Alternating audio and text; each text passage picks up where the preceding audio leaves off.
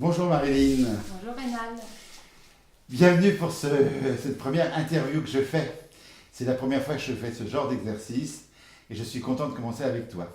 C'est gentil et moi je suis très touchée. Je suis un petit peu ému parce qu'on se connaît. Oui, Ça va pas être facile pour toi on et va ça va pas voir. être facile pour moi à écouter.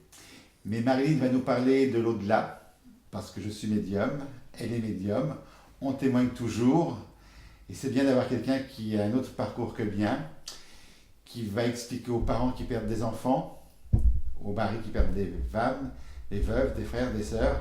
Tu vas nous parler un peu de ton parcours. Oui, Merci d'avoir accepté Marilyn.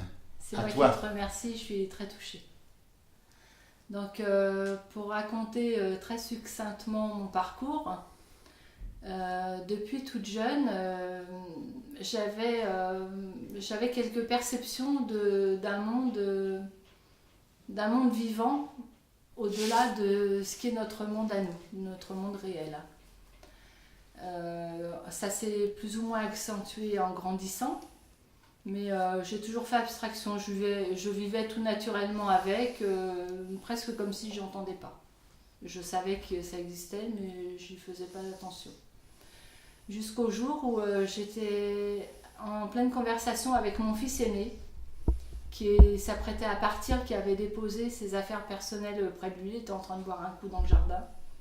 Et une des voix que j'entendais depuis gamine, qui me donnait certaines orientations ou certaines indications, m'a précisé que mon fils allait nous quitter, allait partir, donc allait mourir, pour prendre le terme exact, et que j'allais récupérer une affaire personnelle qu'il avait près de lui, qu'il avait déposée près de lui.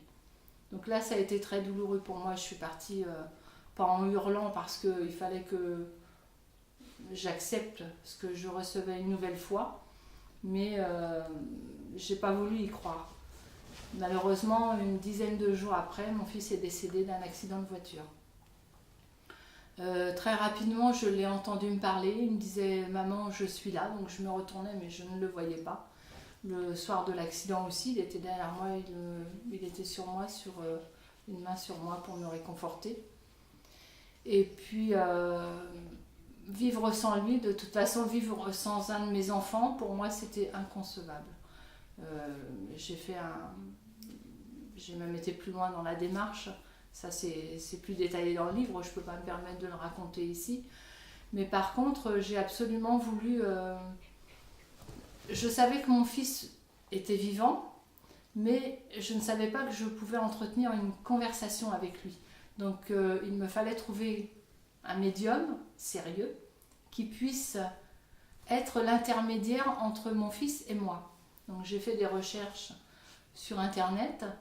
En faisant des recherches, j'ai découvert l'écriture automatique que je ne connaissais pas. Je m'y suis essayée et j'ai très vite découvert en fait que je recevais l'identique en message, l'identique de ce qui allait se reproduire sur papier. Ça m'a également servi à démontrer à mon mari et à mes autres enfants, leur dire mais regardez, Michael est là, Michael communique avec moi, Michael vous parle. Enfin, Michael écrit je vous aime, je suis là, nanana, plein de... La famille, comment elle pense ça? Voilà, la famille donc au début a été très sceptique. La famille a pensé que bah, malheureusement c'est moi qui perdais la tête. Hein. Mon mari m'a dit écoute, si tu rentres là-dedans, il n'est pas question que je te laisse faire, tu vas pas. Enfin, il me retenait.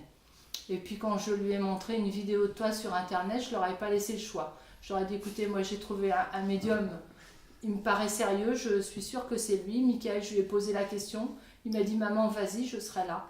Inscris-toi à la conférence, je serai là tel jour, enfin, je viendrai. Donc je leur ai pas laissé le choix, moi je me suis inscrite, par contre au dernier moment ils ont décidé de s'inscrire avec moi. Et c'est tous ensemble qu'on est allés à ta première conférence médiumnique. Médiumnique, c'est un mot que je ne connaissais pas non plus, qui était complètement exempte de mon vocabulaire. Et on est allé en famille te découvrir la première fois à Chartres. Voilà. D'accord. Ce qui est bien, c'est d'expliquer comment se passe une conférence. Parce que souvent, les gens ont peur. Alors il faut leur expliquer que c'est pas morbide, Pas du tout. c'est pas triste, c'est émouvant, parce qu'on est tous... Quand on vient à une conférence, on vient pas pour passer un... C'est pas un spectacle, hein. Pas du tout.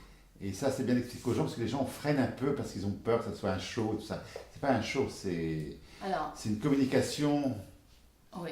de celui qui est de l'autre côté avec celui qui est resté. Exactement. C'est pas un spectacle, malgré que maintenant, avec le temps, je me rends compte qu'il y en a qui prennent ça pour des spectacles et qui viennent y passer quelques heures. C'est bien dommage, parce que malheureusement, ces gens-là prennent la place des gens qui sont réellement dans le besoin. Une conférence, quand on arrive, c'est vrai que moi, la première fois, j'ai eu très très peur. Je tenais pas sur mes jambes, j'avais mon mari et mes enfants pour m'épauler. Peut-être parce que je suis la maman, je dis pas que j'ai souffert plus que mon mari ni mes enfants, mais pour une maman, c'est quelque chose de très violent quand même. Et même si j'avais pas reçu de message, personnellement, enfin moi, mon mari, mes enfants, ma famille et nous, même si on n'avait pas reçu de message, le fait de voir d'autres personnes en souffrance sortir réconfortées, elles-mêmes recevoir des messages et voir les visages s'illuminer, c'est réconfortant. Et alors forcément, quand on a le bonheur de recevoir, personnellement, là c'est l'osmose. Moi on a été guéris en fait, on a été guéris, c'est ça. On a été sauvés. Alors, il faut préciser, guéri, bon, moi je suis là, j'étais là jour-là, mais ça peut être par d'autres médiums. Hein. Puis c'est surtout guéri par l'autorisation de l'au-delà. Alors, ce qui est au-delà de notre vue, parce qu'ils ne sont pas dans l'au-delà, ils sont à notre niveau. Quand je dis guéri, c'est tu as guéri une souffrance qu'on avait en nous. Voilà. Des médiums, moi j'en ai vu, hein. Parce que j'ai été comme toute maman, enfin pas toute maman, mais tu n'as pas été le seul, tu le sais, j'ai été après toi assister à d'autres conférences, j'ai vu d'autres médiums, j'ai mis désespérément la photo de mon fils sur la table dans l'espoir de recevoir encore et toujours, et il n'est jamais passé par quelqu'un d'autre que toi. Suite à ça, Marilyn, vous avez écrit un livre. Oui, j'ai écrit un livre. Qui est dur à parler, parce que pour moi le titre est très dur, mais il parle bien. Oui. Et puis on parle de moi dedans, c'est encore plus dur à écrire. Mais à la fin de ce livre, j'ai marqué un livre de plus, non, un livre de plus qui prouve la survivance de nos êtres aimés dans l'au-delà. Oui. Alors je vais dire le titre. Hein. Eh bien non, vous allez dire le titre, Marilyn, parce que je ne peux pas le prononcer. Il n'y a qu'une maman qui peut prononcer ce titre. Alors le titre, en fait, voilà, mon livre s'appelle « Confession intime d'une éventrée ». Parce que le terme éventré, j'y tenais absolument, parce que d'avoir perdu de vue mon fils, ça a été vraiment, je suis étripée, quoi. Je suis éventrée, c'est vraiment mes entrailles, c'est ma chair, tout a explosé à l'intérieur de moi. Et c'est pour ça que je parlais d'une guérison, c'est que tu as réussi à refermer, à refaire quelques cicatrices, même de très grandes cicatrices. Donc confession intime, c'est parce que je me livre dans mon premier livre vraiment en toute intimité. Je fais pas de blabla, c'est vraiment ma plume avec mon cœur, avec mes tripes que j'ai écrit pour témoigner et surtout que les gens sachent et ne perdent pas espoir qu'il y a réellement une vie après la mort. Et soyez rassurés là-dessus. Nos aimés, les gens qu'on aime, ne disparaissent pas comme ça. Ils disparaissent de notre vue, mais la vie est éternelle. Et soyez rassurés, ils sont toujours près de nous. Ça, c'est une certitude. Et je me battrai toujours pour le faire savoir. Marilyn, merci pour ce témoignage. Il est émouvant. On en fera d'autres parce qu'il y a une suite à cette histoire. Oui. Voilà. Alors, auditeurs, auditrices, je vous conseille de lire le livre de Marilyn, parce qu'on parle de son livre, mais surtout d'écouter bien tous les témoignages que vous lisez ailleurs et partout. Après, il y a autre chose. Je vous dis à très bientôt. À bientôt. Merci Rénal. Marilyn. Merci Rénal.